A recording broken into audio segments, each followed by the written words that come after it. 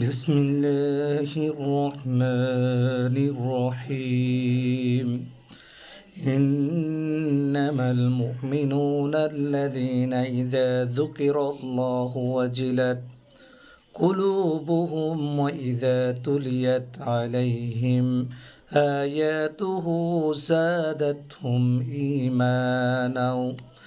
إيمانا وعلى ربهم يتوكلون মহান রব্বুল আলামিন ইরশাদ করেন, প্রকৃত ঈমানদার তো তারাই যাদের অন্তর আল্লাহ স্মরণে কেঁপে ওঠে। আর আল্লাহর আয়াত যখন তাদের সামনে তেলাওয়াত করা হয় তখন তাদের ঈমান বৃদ্ধি পায়। তারা একমাত্র তাদের রবের উপর ভরসা করে। সূরা আনফালের ২ নং আয়াত। অর্থাৎ এখানে আল্লাহ তাআলা বুঝিয়েছেন, কেউ যদি কোরআন তেলাওয়াত করে তাহলে তাদের ঈমান বৃদ্ধি পায়।